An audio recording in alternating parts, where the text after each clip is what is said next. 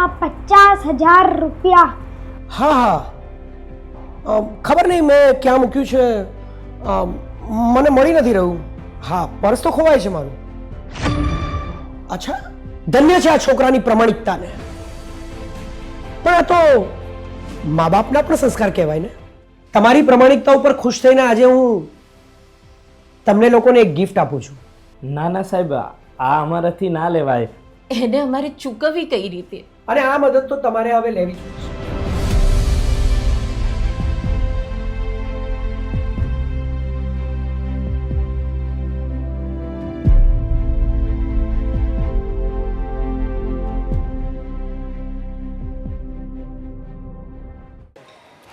નમસ્કાર વિદ્યાર્થી મિત્રો, ગુજરાત શૈક્ષણિક ટેકનોલોજી ભવન દ્વારા પ્રસ્તુત વિદ્યા દર્શન કાર્યક્રમમાં આપ સૌનું હાર્દિક સ્વાગત છે. વિદ્યાર્થી મિત્રો, આજે વાત કરવી છે સંસ્કારની. સંસ્કાર એટલે શું? સંસ્કાર એ તમારા ઉછેરનું ઘરેણું છે. સંસ્કાર સારા તો ઉછેર સોના જેવો, એટલે કે સંસ્કાર સોના જેવા સમૃદ્ધ, અને સંસ્કાર ખરાબ તો ઉછેર પિત્તળ જેવો ખોટો, ખરાબ અથવા અર્થ વગરનો. મિત્રો, સમૃદ્ધ ઉછેર એ માણસના સારા, પ્રામાણિક અને ન્યાયિક વિચારો પર આધારિત હોય છે. તો ચાલો આજે સમજીએ પ્રામાણિકતા એટલે શું.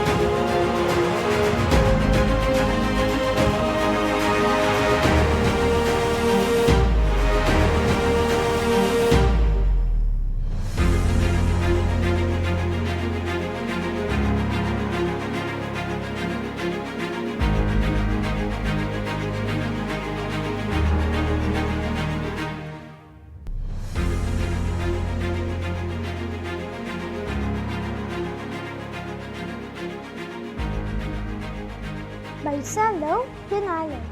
મારા પપ્પા તો હંમેશા કહ્યા કરે છે કે કોઈના પૈસા કે રૂપિયા લઈ લઈએ તો એ ચોરી કહેવાય.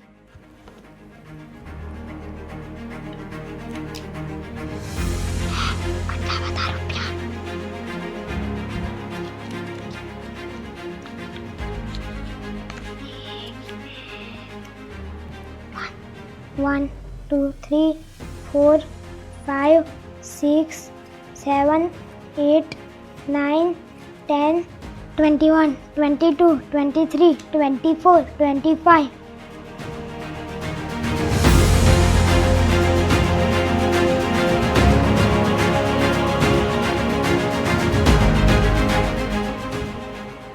पूरा 50,000 रुपया. આટલા રૂપિયા તો મેં મારા પપ્પા પાસે પણ ક્યારેય નથી જોયા.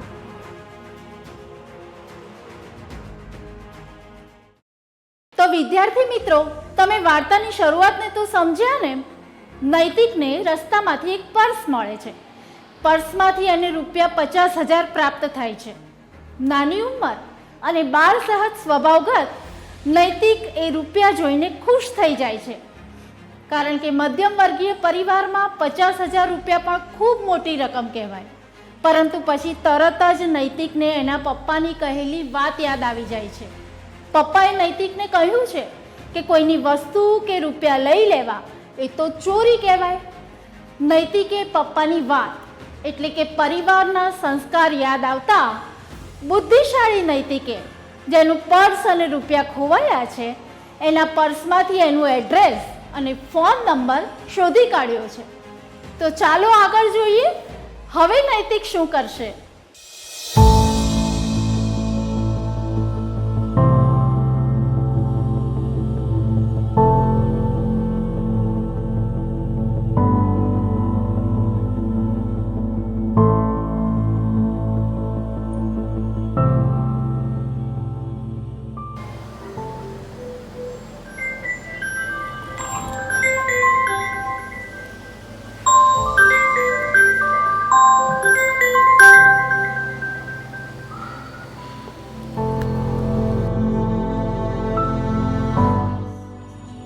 હલો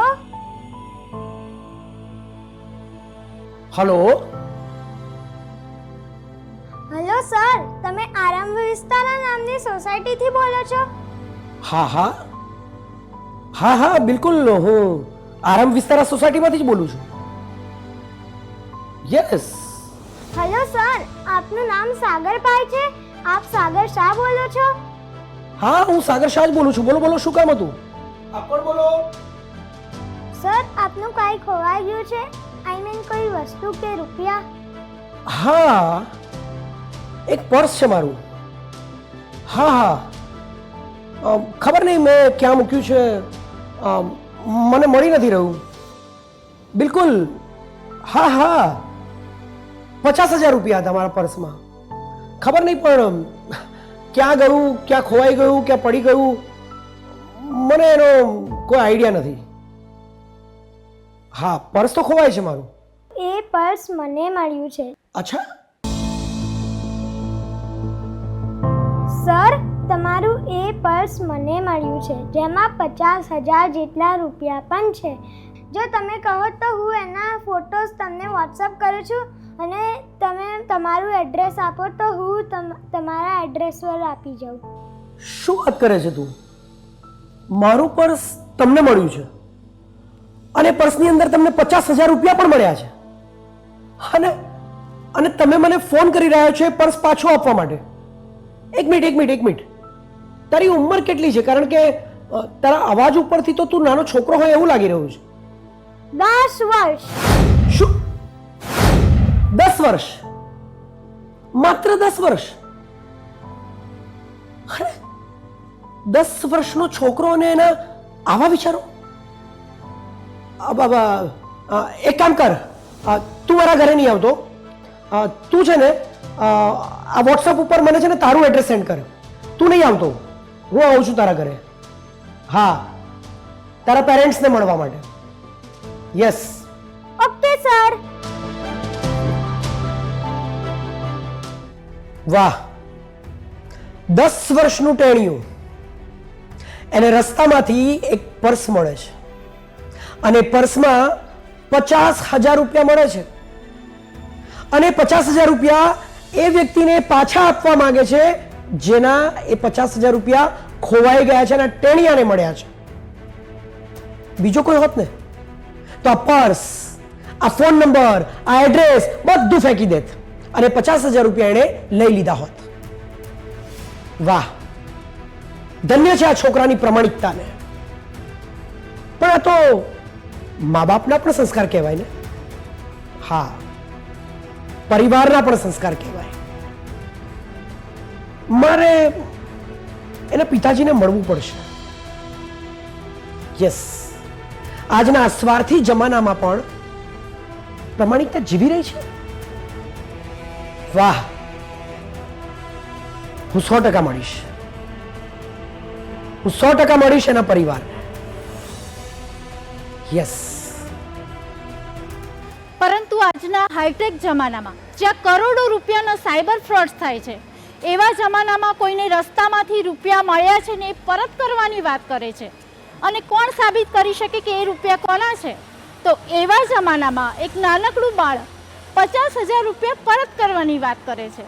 તો વિચારો એના મા બાપ કેવા હશે? બસ આવું જ વિચારીને સાગરભાઈ પણ નૈતિકના મમ્મી પપ્પાને મળવા માટે તૈયાર થઈ જાય છે અને વિચારે છે કે શું નૈતિકતા આજે પણ જીવે છે?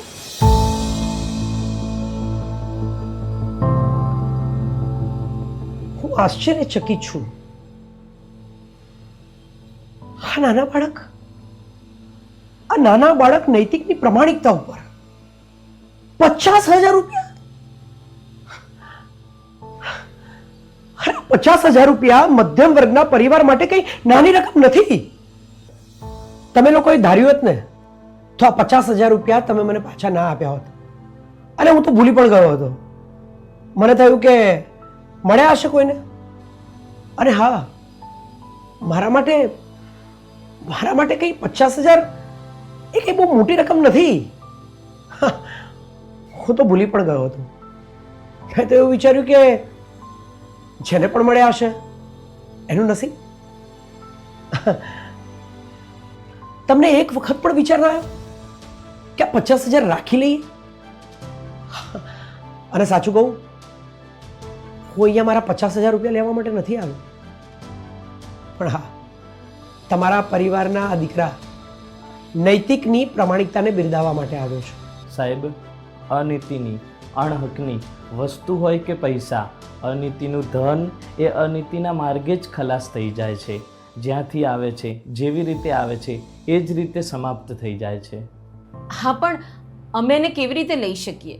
કારણ કે પર્સમાં તો ફોન નંબર હતો, તમારું એડ્રેસ બધું જ હતું.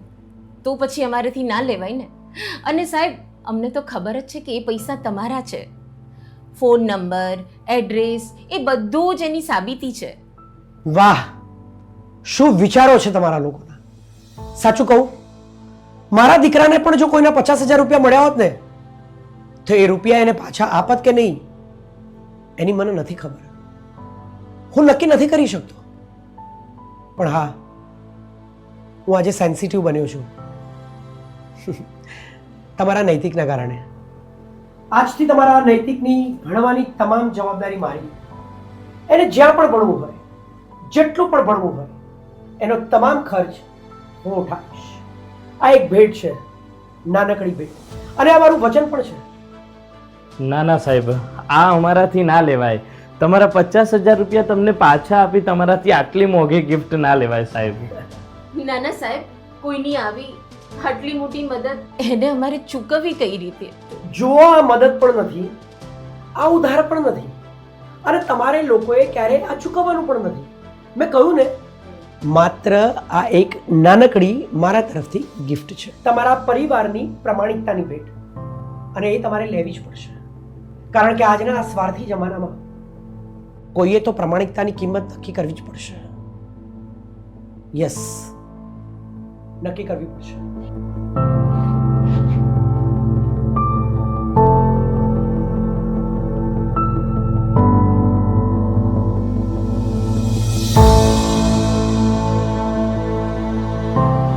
જોયું ને વિદ્યાર્થી મિત્રો, પ્રામાણિકતા તમને સમજાઈ ગઈ ને? નૈતિકે મળેલા રૂપિયા રાખી લીધા હોત તો એને 50,000 રૂપિયા 100% મળી જાત. વળી એ ગમે ત્યારે વપરાઈ જાત, અને કહેવાત શું કે એ રૂપિયા ચોરી અને અનીતિના હતા. પરંતુ પ્રામાણિકતાની કિંમત ખૂબ મોટી હોય છે. ટૂંકમાં ચોરી કે અનીતિથી થોડો ઘણો ફાયદો થાય, પરંતુ લાંબે ગાળે નુકસાન, ચોરીના આરોપો, બદનામી અને સજા પણ મળી શકે છે. જ્યારે પ્રામાણિકતા તમને હંમેશા માન, સન્માન અને લાંબા ગાળાનું પરમ સુખ આપશે એ નક્કી જ છે. તો વિદ્યાર્થી મિત્રો, અત્યારે બસ આટલું જ. ફરી મળીશું વિદ્યાદર્શનના નવા કાર્યક્રમમાં નવી વાત, નવો વિષય સાથે. ત્યાં સુધી રજા આપશો. નમસ્કાર.